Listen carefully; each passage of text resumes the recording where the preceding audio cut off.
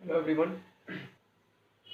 Electric charge and field, ये जो electrostatics का जो फर्स्ट चैप्टर है आपके क्लास 12th एनसीईआरटी फिजिक्स का चैप्टर नंबर 1, उसका हम लोग एक्सरसाइज का सॉल्यूशन कर रहे हैं। वीडियो सॉल्यूशन, एक एक क्वेश्चन को हम लोग काफ़ी डिटेल में डिस्कस कर रहे हैं, सॉल्व करके आपको दिखाया जा रहा है। तो उसका एक पार्ट तो अपलोड हो गया था, ठीक है ना। उसका सेकेंड पार्ट हम यहाँ शूट कर रहे हैं और जो अपलोड होगा आपको, तो आप दोनों पार्ट को अगर देख लेंगे तो ये चैप्टर का आपका पूरा जो है सो पूरा एक्सरसाइज, एडिशनल एक्सरसाइज, ये पूरा का पूरा आपको सॉल्व हो जाए। ठीक है, स्टार्ट करते हो। क्वेश्चन नंबर 11 क्या बोल रहा है, देखिएगा। क्वेश्चन नंबर 11 का मानना है कि polythene piece rubbed with wool is found to have a negative charge of 3 × 10⁻⁷ coulomb. ठीक है ना, कोई पॉलीथीन का पीस था, उसको रब किया गया, मतलब रगड़ा गया, घर्षण किया गया, फ्रिक्शन किया गया, किसके साथ? विथ वूल, ऊन के साथ, है ना। Is found to have a negative charge 3 × 10⁻⁷ coulomb, यानी कि पाया गया कि उस पर चार्ज कितना है? 3 × 10⁻⁷ कूलम। क्वेश्चन आगे क्या बोल रहा है, पढ़ेंगे। पहला, ए में estimate the number of electrons transferred. अगर कुछ नेगेटिव चार्ज वगैरह पाया गया है तो कितना इलेक्ट्रॉन का ट्रांसफर हुआ होगा, ये आपसे पूछ रहा है। चार्ज का मैग्नीट्यूड हमने लिख दिया है, नेचर कैसा है? नेगेटिव है, जो कि क्वेश्चन में लिखा है। अगर आपको पूछा जा रहा है कि कितना इलेक्ट्रॉन ट्रांसफर हुआ होगा, तो आप according to quantisation of charge, charge की एक प्रॉपर्टी होती है, चार्ज की 3 प्रॉपर्टी है, एडिटिविटी, कंजर्वेशन, क्वांटाइजेशन। ठीक है, तो क्वांटाइजेशन ऑफ चार्ज को अप्लाई करेंगे तो Q बराबर क्या होता है? क्वांटाइजेशन ऑफ चार्ज का फॉर्मूला होता है वो Q बराबर +-NE। Q बराबर +-NE। आपसे पूछ रहा है, नंबर पूछ रहा है कि कितना इलेक्ट्रॉन ट्रांसफर हुआ है, वो नंबर खाली आप बता दीजिए। तो आपने लगा दिया n = Q/E, और यहाँ से कैलकुलेट वगैरह आप कर लेंगे तो जो आना होगा वो आ जाएगा। Q का वैल्यू आपको दे रखा है, इलेक्ट्रॉन का चार्ज आपको पता है, ये -19 ऊपर जाएगा तो +19 हो जाएगा, +19 में से 7 चला गया तो 12 बचेगा, और 1.6 से आप 3 में डिवाइड करेंगे तो ये आपको 1.87 के अप्रॉक्स जो है सो वैल्यू निकल करके आ जाएगी।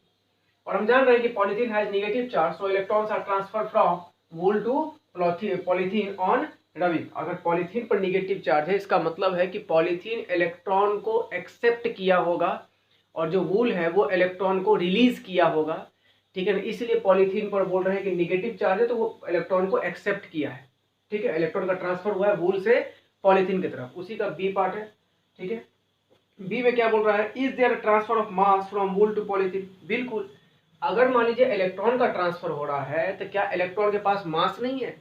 बिल्कुल है। एक इलेक्ट्रॉन का मास कितना? 9.1 × 10⁻31 kg। कितना इलेक्ट्रॉन का ट्रांसफर हुआ? इतना इलेक्ट्रॉन का ट्रांसफर हुआ, तो कितना मास ट्रांसफर होगा?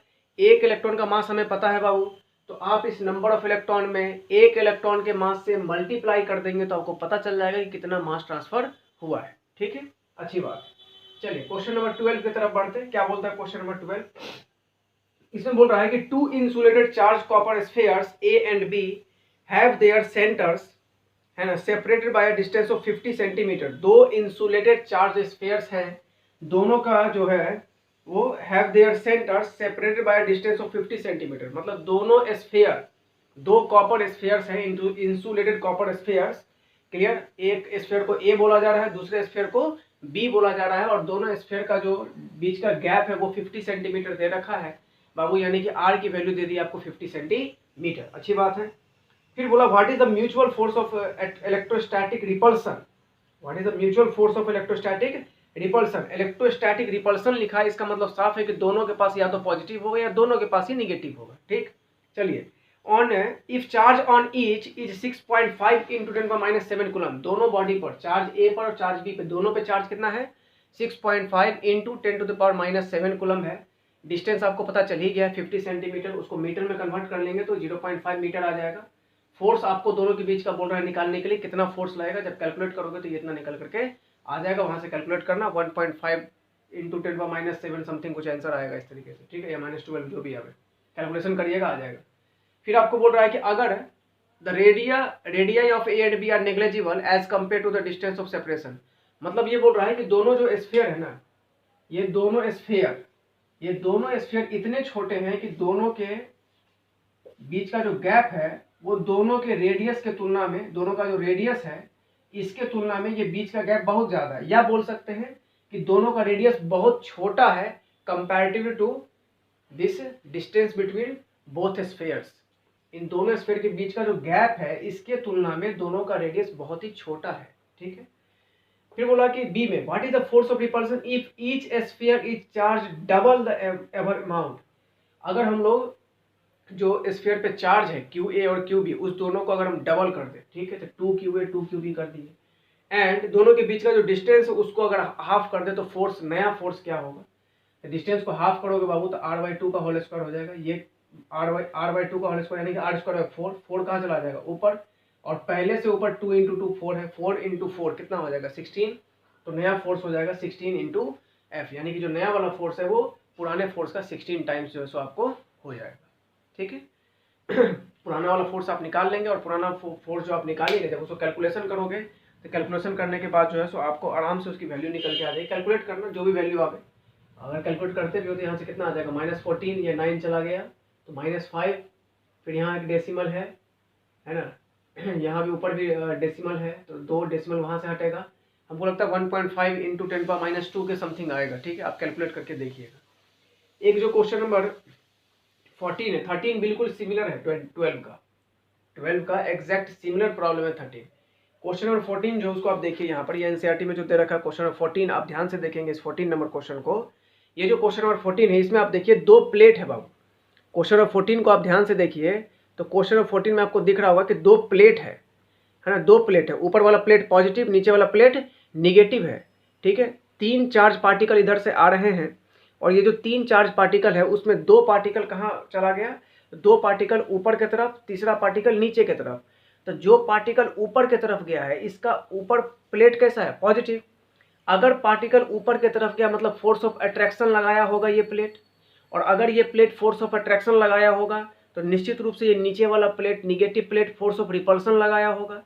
दोनों बात है, force of attraction, force of repulsion. अगर ऊपर वाला प्लेट फोर्स ऑफ अट्रैक्शन लगा रहा है तो फोर्स ऑफ अट्रैक्शन के लिए चार्ज पार्टिकल्स क्या होने चाहिए, अपोजिट नेचर के। तो ऊपर वाले प्लेट पर अगर प्लस है तो ये दोनों चार्ज पार्टिकल निगेटिव नेचर का होगा, और ये वाला पार्टिकल नीचे डेविएट हुआ है, नीचे की तरफ गया है, नीचे वाले प्लेट की तरफ गया है, निगेटिव प्लेट की तरफ गया है, तो नीचे वाला जो प्लेट है वो निगेटिव है और ये अट्रैक्ट किया तीसरा पार्टिकल को, तो तीसरा पार्टिकल निश्चित रूप से पॉजिटिव होगा, ठीक है।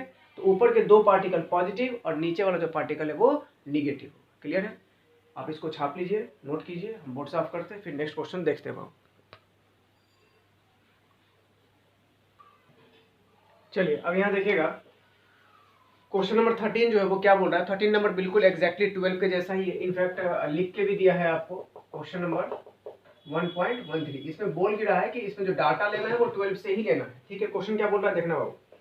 Suppose the spheres A and B in exercise number 1.12 में जो हमने इधर सॉल्व किया था जिस पर कि चार्ज 6.5 × 10⁻7 कूलम था, ठीक है। तो दोनों स्फीयर पे जो चार्ज था वो QA बराबर QB बराबर 6.5 × 10⁻7 कूलम था। इसको हम लोग Q मान लेते हैं, ठीक है। 2 स्फीयर है A B, ठीक है, 2 स्फीयर है, दोनों पर चार्ज इक्वल था तो दोनों पे हम लोग कितना मान लिए, दोनों पे काम करते हैं, इक्वल चार्ज है तो Q लिख लेते हैं, कॉमन कर लेते हैं, कांस्टेंट मान लेते हैं, ठीक है, बढ़िया बात है। आइडेंटिकल साइज है तो कुछ भी चेंज नहीं हो रहा, अच्छी बात। A third sphere of same size but अनचार्ज is bought in contact with the first. एक तीसरा स्फीयर आया C, इसके पास कोई चार्ज नहीं है, ये इसके साथ कांटेक्ट में है। जैसे ही इसके साथ कांटेक्ट में आएगा तो चार्ज क्या हो जाएगा, इक्विलिब्रियम में लाने के लिए इसके आधा चार्ज को ये ले लेगा, टोटल मिला के जितना चार्ज होगा उसका हाफ इक्विलिब्रियम में आ जाएगा ना। इसके पास Q चार्ज है, इसके पास अभी फिलहाल 0 चार्ज है, तो Q + 0 कितना हो गया, Q, उसका हाफ कितना हो जाएगा Q/2। तो जो नया स्फीयर है बाबू, नए कंडीशन में इस स्फीयर A पर जो चार्ज होगी वो होगी Q/2, और C के पास अब कितना चार्ज आ गया है तो Q/2 आ चुका है, C पर Q/2 आ चुका है। फिर आपको बोला जा रहा है इसी क्वेश्चन में कि अब इसी स्फीयर को क्या किया गया, तो वापस से कांटेक्ट में ला दिया गया B के साथ, वापस से कांटेक्ट में ला दिया गया B के साथ। तो B पर पहले से कितना चार्ज है, Q है। अब C के पास A से जब कांटेक्ट में आया, एकदम स्टार्टिंग में C पर कोई चार्ज नहीं था, एकदम स्टार्टिंग में C पर चार्ज था 0, लेकिन A के साथ कांटेक्ट में आने के बाद इस पर चार्ज कितना हो गया Q/2, और ये Q/2 और B के पास कितना है अभी Q। अब ये C B से कांटेक्ट में आने वाला है तो टोटल चार्ज कितना हो जाएगा Q + Q/2 यानी कि 3Q/2, इसका हाफ कर लो बाबू तो हो जाएगा ये 3Q/4। मतलब C के पास जो फाइनल चार्ज होगा फाइनली सी के पास हो जाएगा 3q/4 और बी के पास भी फाइनली कितना हो जाएगा, तो बी के पास भी फाइनली हो जाएगा 3q/4। दोनों के बीच में जो डिस्टेंस है वो तो पहले भी उतना ही था जो कि अभी भी है 0.5 मीटर। और अब जो है सो आपको बोल रहा है कि नया फोर्स क्या होगा, तो वो आसानी से आप निकाल सकते हैं 9 × 10⁹ इंटू यहाँ पे चार्ज कितना है वो q/2 इंटू 3q/4 अपॉन 0.5 का स्क्वायर। आपको q की वैल्यू दिखाई दे रही होगी, ठीक है ना, आप वैल्यू उठा करके पुट कर लेंगे, आसानी से क्वेश्चन सॉल्व हो जाएगा। ठीक है, क्वेश्चन नंबर 15 में बोल रहा है कि इलेक्ट्रिक फील्ड इंटेंसिटी, ये जो इलेक्ट्रिक फील्ड इंटेंसिटी है ये दे रखा है आपको 3 × 10⁻³ आई कैप न्यूटन पर कूलम, यानी कि जो इलेक्ट्रिक फील्ड इंटेंसिटी है वो एक्स एक्सिस के अलोंग है। इलेक्ट्रिक फील्ड इंटेंसिटी जो है वो क्या है, एक्स एक्सिस के अलोंग है। अच्छी बात है, बढ़िया बात। इसमें ए पार्ट में क्या बोल रहा है कि what is the flux, flux आपको निकालने के लिए बोला, of the field through a square of 10 centimetre on a side whose plane is parallel to the yz plane।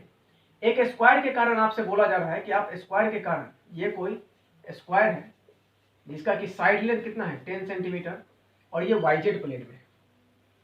हम जानते हैं कि जो फ्लक्स होता है, फ्लक्स बराबर क्या होता है, तो vector E dot A vector. जब इलेक्ट्रिक फील्ड इंटेंसिटी वेक्टर के फॉर्म में दिया रहेगा तो फ्लक्स निकालने के लिए वेक्टर ई डॉट वेक्टर ए, और जब फ्लक्स निकालने के लिए आपको चार्ज दिया होगा, इलेक्ट्रिक फील्ड इंटेंसिटी वेक्टर के फॉर्म में दिया होगा तो ई डॉट ए, और चार्ज दिया होगा तब फ्लक्स निकालने के लिए आप क्या पुट करेंगे, तो Q inside by epsilon naught according to Gauss theorem. और ये जो क्यू इनसाइड है वो कौन सा, तो क्लोज जो सरफेस है, जो गॉसियन सरफेस है उसके अंदर जितना चार्ज क्लोज्ड है उस चार्ज को लेकर। ठीक है, तो यहाँ पर आ जाएगा फॉर्मूला क्या, तो फाई बराबर हम लोग पुट कर देंगे E A cos theta. Electric field intensity हमें दिखाई दे रहा है और जो एरिया वेक्टर वो निकालना पड़ेगा। तो एरिया कितना हो जाएगा, एरिया हो जाएगा बाबू 100 सेंटीमीटर स्क्वायर। स्क्वायर है किधर, वाईजेड प्लेन में। एरिया वेक्टर हमेशा अपने सरफेस के परपेंडिकुलर होता है, एरिया वेक्टर हमेशा अपने सरफेस के परपेंडिकुलर होता है। उस हिसाब से मान लो कि ये स्क्वायर है, ये स्क्वायर है और ये जो स्क्वायर प्लेट है ये वाईजेड प्लेन में है, तो इस वाईजेड प्लेन पे जो परपेंडिकुलर वेक्टर होगा वो कौन सा, या तो आउट ऑफ द प्लेन या इनटू द प्लेन होगा, तो एक्स एक्सिस पर ना होगा, तो एक्स एक्सिस पर, और एक्स एक्सिस पर होगा तो एरिया वेक्टर जो हो जाएगा वो कितना हो जाएगा, आई कैप 100 सेंटीमीटर स्क्वायर आई कैप, यानी कि बोल सकते हैं 100 × 10⁻⁴ मीटर स्क्वायर आई कैप। सेंटीमीटर स्क्वायर को क्या बनाना होगा, मीटर स्क्वायर बनाना होगा, तो 100 × 10⁻⁴ मीटर स्क्वायर आई कैप। और हम जान रहे हैं बाबू vector E dot vector A electric field intensity में भी आई कैप है, एरिया वेक्टर में भी आई कैप है, और डॉट प्रोडक्ट का नियम होता है आई वाला आई से, जे वाला जे से, और के वाला के से ही मल्टीप्लाई होगा डॉट प्रोडक्ट में। ठीक है, तो आराम से मल्टीप्लाई कर लो, ये कितना 3 × 10⁻³ सॉरी इंटू 100 × 10⁻⁴। अब जो भी आएगा बाबू ये कैलकुलेशन अपना आप कर लेंगे, इसका जो यूनिट हो जाएगा वो हो जाएगा न्यूटन मीटर स्क्वायर पर कूलम। ठीक है, ऑप्शन बी इसमें इसका बी पार्ट क्या बोल रहा है, बी पार्ट भाई, तो बी पार्ट का कहना है कि what is the flux through the same square if the normal to its plane makes 60 degree angle with the x axis. मतलब इसी स्क्वायर के कारण आपको फिर से जो बोला जा रहा है कि फ्लक्स निकालिए, लेकिन इस बार जो नॉर्मल है इस प्लेन पर, स्क्वायर प्लेन पर जो नॉर्मल है यानी कि एरिया वेक्टर वो एक्स एक्सिस से 60 डिग्री बना रहा है। तो एक्स एक्सिस पर कौन है, इलेक्ट्रिक फील्ड इंटेंसिटी। अगर एक्स एक्सिस से 60 डिग्री बना रहा है तो एक्स एक्सिस पर कौन है, इलेक्ट्रिक फील्ड इंटेंसिटी, मतलब इलेक्ट्रिक फील्ड इंटेंसिटी से 60 डिग्री बना रहा है, तो थीटा 60 डिग्री हो गया। ठीक है, तो पुट कर दो बाबू 5 बराबर, वेरी गुड, 3 × 10⁻³ बढ़िया बात है। एरिया कितना 100 × 10⁻⁴ मीटर स्क्वायर में कन्वर्ट करना जरूरी है बच्चे, ठीक है ना, इंटू कॉस कितना 60 डिग्री। कैलकुलेशन कर लेंगे और फटाक से मेरा आंसर जो है सो निकल करके आ जाएगा। क्वेश्चन नंबर 16, क्वेश्चन नंबर 16 बोल रहा है कि what is the net flux. Question number 16 में आपसे बोला जा रहा है कि what is the net flux. Net flux आपको बोला निकालने के लिए through the what is the net flux of the uniform electric field. Uniform electric field के कारण आपको नेट फ्लक्स निकालना है। कौन सा इलेक्ट्रिक फील्ड लेना है, यही वाला जो क्वेश्चन नंबर 15 में है। ठीक है, through a cube of side 20 centimetre. ये जो क्यूब है, इस तरीके का क्यूब ले लिया गया है ना। इस क्यूब के कारण आपसे नेट फ्लक्स मांगा जा रहा है ना, और फ्लक्स को क्रिएट कौन करेगा, तो ये इलेक्ट्रिक फील्ड। और साथ में बोला जा रहा है कि ओरिएंटेड 20 सेंटीमीटर ओरिएंटेड, ये जो क्यूब है इसका साइड है 20 सेंटीमीटर, जो इस तरीके से अरेंज किया हुआ है oriented, so that its faces are parallel to the coordinates plane. इसका जो फेस है वो कोऑर्डिनेट प्लेन्स के क्या है, पैरेलल है। तो इसमें क्या होगा कि जब पैरेलल प्लेन्स आ गए, जो कोऑर्डिनेट प्लेन्स है उसके पैरेलल में जब इसका फेस है, तो होगा क्या कि जब इलेक्ट्रिक फील्ड इंटेंसिटी जो है जितना इंटर करेगा, पैरेलल प्लेन्स के कारण पूछ रहा है, मतलब अगर हम बोले इसको, ये क्यूब का एक फेस मान लीजिए, इस फेस के कारण आप क्यूब बना रहे थे, एक फेस ये होगा, एक फेस ये होगा पीछे, एक फेस ऐसा ही आगे 2, एक ऊपर टॉप 3, एक बॉटम 4, राइट साइड इधर 5 और एक इधर 6, इस तरीके से होगा। तो पैरेलल फेसेस की अगर बात करें तो इधर से जितना इलेक्ट्रिक फील्ड इंटेंसिटी आ रहा होगा, जितना इलेक्ट्रिक फील्ड लाइंस इंटर करेगा, उतना इधर से एग्जिट हो जाएगा। उसी तरह ऊपर से भी होगा, उसी तरह लेफ्ट से राइट भी होगा। तो फाइनल जो आपका नेट फ्लक्स हो जाएगा, फाइनली जो आपका नेट फ्लक्स हो जाएगा वो कितना हो जाएगा बाबू, 0। क्यों?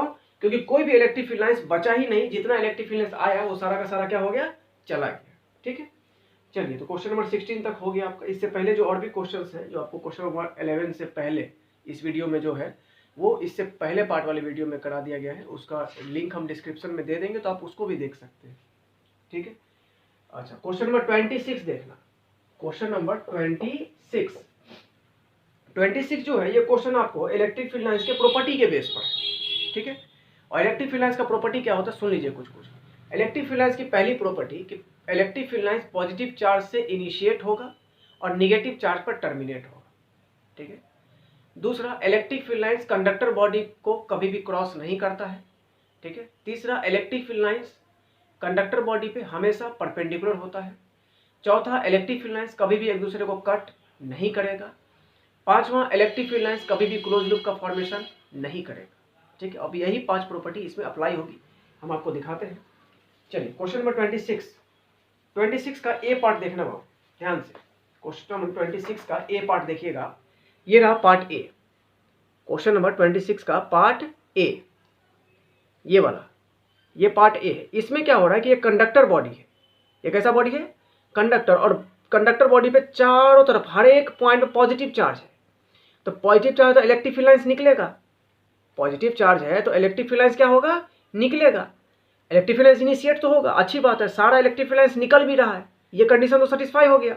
लेकिन कंडक्टर बॉडी पर इलेक्ट्रिक फील्ड लाइंस परपेंडिकुलर होते हैं, और यहाँ जो कंडक्टर बॉडी है इसमें कोई गारंटी नहीं है कि ये सारे इलेक्ट्रिक फील्ड लाइंस इस पर परपेंडिकुलर हैं या नहीं है, इसकी श्योरिटी नहीं है। इसीलिए ऑप्शन ए मेरे हिसाब से गलत है। चलिए ऑप्शन बी पर आते हैं। ऑप्शन बी पर आप ध्यान से देखें तो ऑप्शन बी में आपको दिख रहा होगा कि यहाँ पॉजिटिव चार्ज, आप अपने बुक में भी देख सकते हैं, यहाँ निगेटिव, यहाँ पॉजिटिव, यहाँ पॉजिटिव। ये जो बीच वाला है इसमें देखना, यहाँ पॉजिटिव, यहाँ पॉजिटिव। तो पॉजिटिव से इलेक्ट्रिक फील्ड लाइंस निकला और पॉजिटिव पे ही टर्मिनेट कर गया।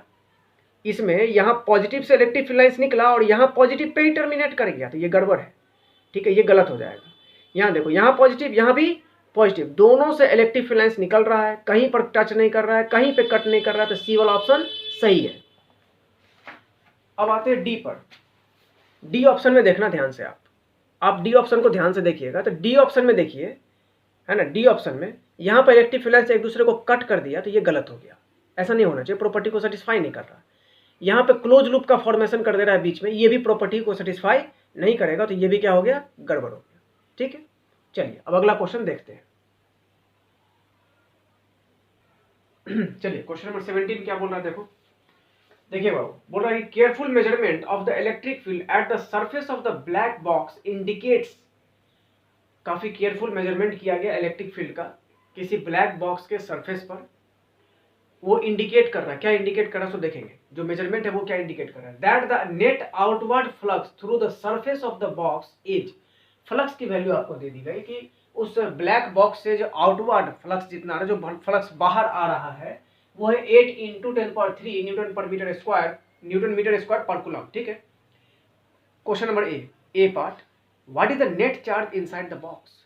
बॉक्स के अंदर में कितना चार्ज हो, अब याद करो हमने आपको बताया था गॉसियन सरफेस है ना। जब आपको फ्लक्स निकालना हो और चार्ज की चर्चा करें तो फ्लक्स बराबर Q बाई एप्सिलॉन नॉट, वो वैसा Q होगा जो क्लोज सरफेस के अंदर है, ठीक है, क्लोज सरफेस के अंदर है। तो फाई बराबर Q by epsilon naught, phi दे रखा है तो Q बराबर फाई इंटू एप्सिलॉन नॉट।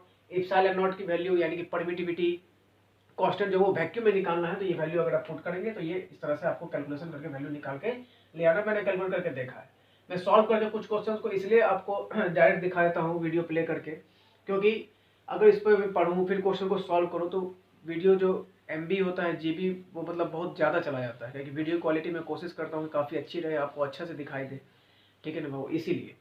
चलिए तो क्वेश्चन नंबर 22 पे आते हैं। अच्छा 17 का बी पार्ट भी है, बोल रहा है कि if the net outward flux through the surface of the box were zero, अगर उस बॉक्स के बाहर आउटवर्ड में अगर नेट फ्लक्स जीरो हो जाए, कुड यू कंक्लूड, क्या ये कंक्लूड कर सकते हैं आप, that there were no charge inside the box, why और व्हाई नॉट। ऐसा हो सकता है कि नेट फ्लक्स जीरो हो जाए, तो नेट फ्लक्स जीरो हो रहा है अगर outside outward out of the box, outward the box, तो हम लोग बोलेंगे कि हो सकता है कि अंदर में जितना पॉजिटिव होगा उतना ही निगेटिव होगा, क्योंकि फ्लक्स जो होता है वो Q by epsilon not, flux का जो फॉर्मूला है वो बी पार्ट के लिए फ्लक्स का जो फॉर्मूला है वो है Q बाई एप्सिलॉन नॉट। अगर ये जीरो हो रहा है तो एप्सिलॉन नॉट तो जीरो हो नहीं रहा, तो चार्ज को जीरो होना पड़ेगा। इसका मतलब है कि जितना positive net amount of charge inside the box will be zero, है ना। इसका मतलब जो पॉजिटिव चार्ज है, मैग्नीट्यूड ऑफ पॉजिटिव चार्ज या amount of positive charge is equal to the amount of negative charge, जितना पॉजिटिव उतना ही निगेटिव है, इसलिए टोटल चार्ज कितना हो गया, नेट चार्ज जीरो हो गया तो फ्लक्स को जीरो होना पड़ जाएगा, ठीक है। इजी क्वेश्चन, काफी इजी। Question number 22। अब 17 से हम डायरेक्ट 22 पे आ रहे हैं, तो आपको दिमाग में हो सकता है जो सेकेंड पार्ट ये वाला पार्ट देख रहे होंगे बच्चे, उनको ऐसा लगेगा कि 18, 19, 20, 21 किधर चला गया, तो कहीं नहीं गया है, फर्स्ट पार्ट में है, उसका लिंक डिस्क्रिप्शन में है, आप देख सकते हैं, ठीक है। चलिए क्वेश्चन नंबर 22 बोल रहा है कि uniformly charge conducting sphere of 2.4 metre diameter, एक यूनिफॉर्मली चार्ज कंडक्टिंग स्फीयर है, उसका डायमीटर दे दिया बाबू 2.4 मीटर। अगर डायमीटर बोल रहा है तो फटाक से हम रेडियस निकाल सकते हैं, 1.2 मीटर आधा कर देंगे, ठीक है ना। फिर बोल रहा है कि इसको जो सरफेस चार्ज डेंसिटी वो 80 माइक्रोकूलम पर मीटर स्क्वायर, माइक्रो का मतलब 10⁻⁶।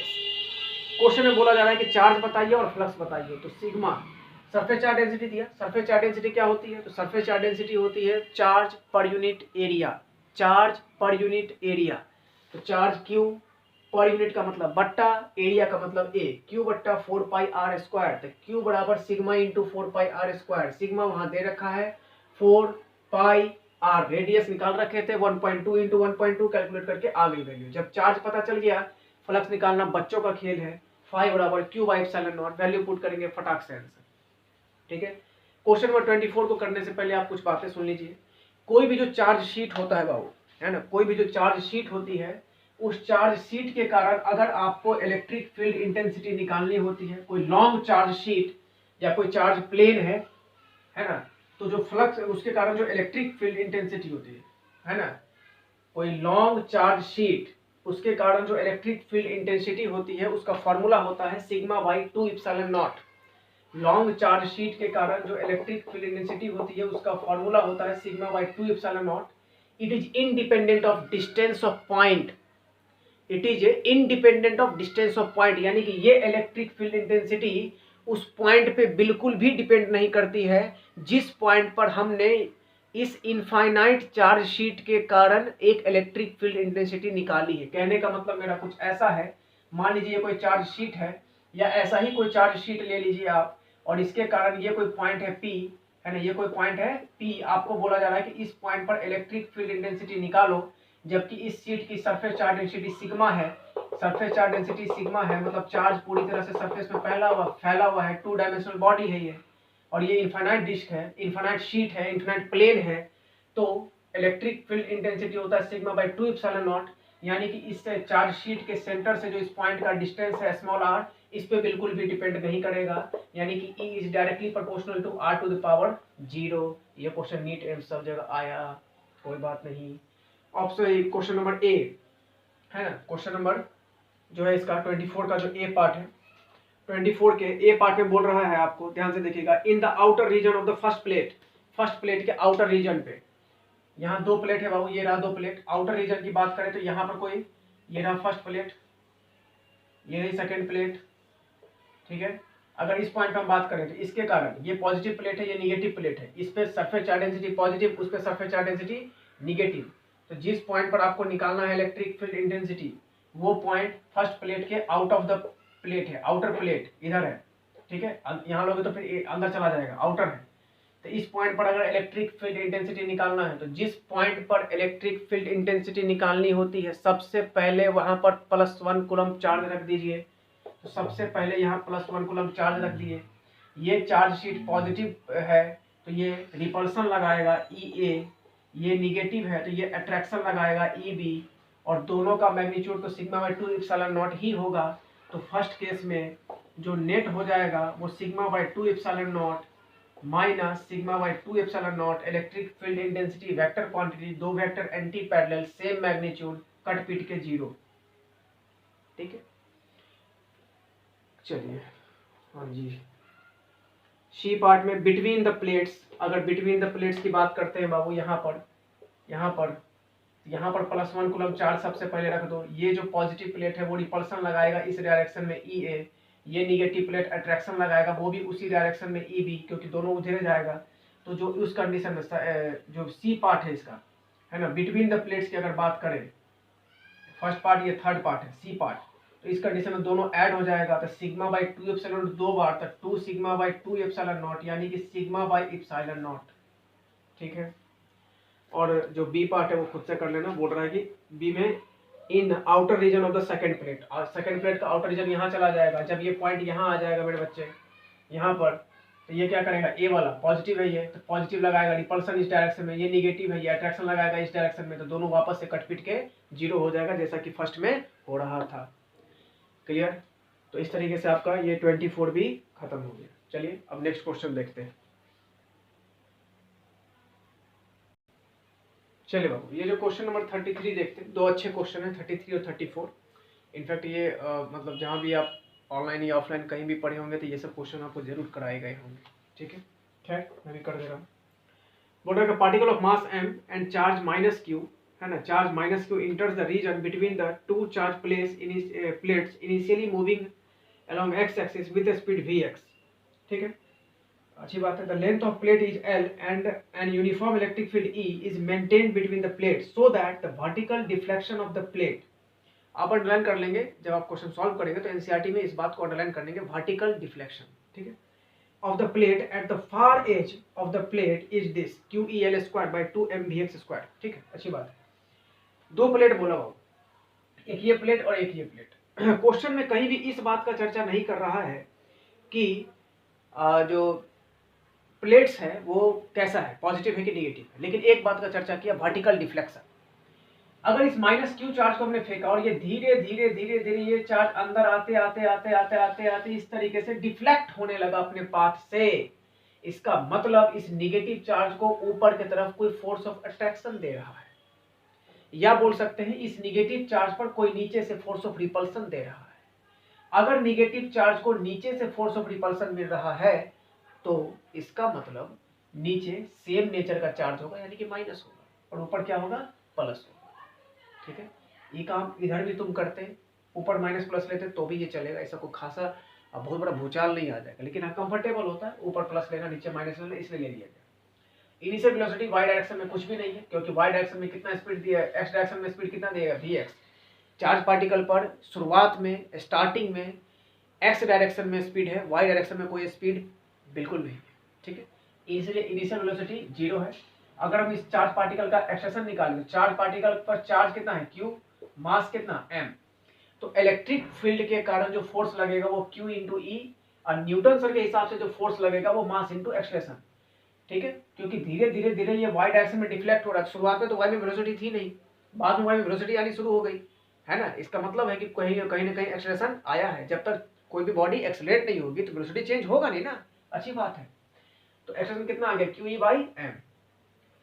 एक्स डायरेक्शन में कोई एक्सलेशन नहीं है क्योंकि डिफ्लेक्शन वाई डायरेक्शन में हो रहा है, तो वाई डायरेक्शन में ही एक्सलेशन होगा, और एक्स डायरेक्शन में कोई एक्सलेशन नहीं है, इसलिए एक्स डायरेक्शन में एक्सलेशन कितना मान लेंगे, 0। तो टाइम बराबर डिस्टेंस बाई स्पीड, टाइम बराबर डिस्टेंस बाई स्पीड। जब एक्सलेशन है ही नहीं तो यूनिफॉर्म हो गया, तो फिर तो कांस्टेंट वाला लगा लेंगे formula, distance by speed. Distance plate का कितना, L, और x डायरेक्शन में स्पीड कितना vx, ठीक है। चलिए, और वर्टिकल डायरेक्शन में y डायरेक्शन में डिफ्लेक्शन हो रहा है तो S Y equal to U by T plus half A Y T square. Y direction में कोई स्पीड थी नहीं शुरुआत में, ये 0 हो जाएगा। डिफ्लेक्शन को y मान लेते हैं और ये वैल्यू वगैरह पुट करेंगे, ये रहा एक्सलेशन, ये रहा टाइम, पुट करोगे आंसर आ जाएगा। ये देखो बिल्कुल वैसा ही दिख रहा है, y बराबर हाफ, ये एक्सेलरेशन है। जैसे एक्सेलरेशन ड्यू टू ग्रेविटी जब आप पढ़ते थे काइनेमेटिक्स वगैरह में, प्रोजेक्टाइल वगैरह जब आप पढ़ते हैं, मोशन बाय ग्रेविटी जब आप पढ़ते हैं तो लिखते हैं h बराबर हाफ जी टी स्क्वायर। तो g भी तो एक्सेलरेशन ड्यू टू ग्रेविटी है, तो एक्सेलरेशन ही ना, ये भी तो एक्सेलरेशन ही है ना, और ये क्या है, ये टाइम ही तो है। तो वही कॉन्सेप्ट है काइनेमेटिक्स वाला। अब इसी क्वेश्चन नंबर 34 में क्या किया, इसी क्वेश्चन को यूज कर लिया गया, सिंपल सी बात है। ये फॉर्मूला को यूज कर लिया, Vx दे दिया है, इलेक्ट्रिक फील्ड दे दिया है, मास दे दिया है, चार्ज इलेक्ट्रॉन की बात कर रहा है तो मास और चार्ज का तो कोई मतलब बनता नहीं है। Vx दे दिया, इलेक्ट्रिक फील्ड दे दिया, उठा के पुट कर देंगे, यहाँ से L निकल जाएगा, L निकाल के लाओगे तो अप्रॉक्स मुझे लगता है कि 1.12 सेंटीमीटर आएगा। 34 नंबर क्वेश्चन में कुछ भी समझाने लायक नहीं है बाबू, क्योंकि सारा डाटा दे रखा है। बोल रहा है कि suppose that the particle in exercise 1.33 an electron, बोल दिया कि चार्ज मान लीजिए कि पार्टिकल एक इलेक्ट्रॉन है और प्रोजेक्टेड विद वेलोसिटी 30 फलाना फलाना फलाना, उठा के पुट कर देना, आंसर आसानी से आ जाएगा। तो मैंने ये पूरा एक्सरसाइज जो है और एडिशनल एक्सरसाइज आपको कंप्लीट कर दिया। अब आप सोचेंगे कि सर क्वेश्चन नंबर 27 से लेके 30 तक कहाँ गया, तो ये बाबू 27, 28, 29, 30, जिसमें 29 नंबर जो है वो electric field intensity due to infinite charge sheet at a point is equal to sigma by 2 epsilon naught, इसका प्रूफ है, ठीक है ना। और वो भी जो है क्वेश्चन नंबर 30, ये भी एक प्रूफ है। ये सब सारा जितना भी क्वेश्चन है ये सब आपको थ्योरेटिकल क्वेश्चन है ना। लीनियर चार्ज रॉड के कारण इनफाइनाइट पॉइंट पर इलेक्ट्रिक फील्ड कितनी होगी, तो lambda by 2 epsilon naught R या 2k लेमडा बाई आर, ठीक है ना। तो इस तरीके का जो थ्योरी है ये सब आपको नोट्स में लिखाया गया होगा, आप जहाँ भी ऑनलाइन ऑफलाइन पढ़े होंगे। अगर फिर भी आपको लगता है कि नहीं सर आप इसको भी डिराइव कर ही देते तो अच्छा होता, तो कोई बात नहीं, हम कर देंगे इसको भी। आप कमेंट बॉक्स में या फिर डिस्क्रिप्शन में जो व्हाट्सअप का लिंक दिया है आप वहाँ पे मैसेज छोड़ देंगे कि सर जो बाकी बचा हुआ क्वेश्चन है उसको भी आप कर दीजिए, तो मैं कर दूंगा, ठीक है। बाकी बच्चों आप लोगों से यही रिक्वेस्ट है कि अगर आपको लगता है बाबू कि ये वीडियो आपके लिए हेल्पफुल है आपके बोर्ड एग्जाम और नीट एग्जाम के लिए, तो खैर बहुत अच्छा है। नीट एग्जाम का भी अभी जो पैटर्न चल रहा है वो क्वेश्चन इसी लेवल का रहता है, ठीक है। और बहुत जल्द हमारे चैनल पे जो है वो नीट का और जेईमेन का complete PYQ, complete question bank, previous year question, एक एक क्वेश्चन को ट्रिक्स के साथ और जनरल मेथड के साथ, दोनों के साथ हम लोग सॉल्व करके जो पूरा का पूरा क्वेश्चन बैंक अपलोड करेंगे। उसमें बहुत सारे वीडियोस अपलोड होंगे, उससे कि आपको जेईमेन और नीट के लिए, एडवांस के लिए तो समझो एकदम बहुत ही ज़बरदस्त प्रिपरेशन हो जाएगा।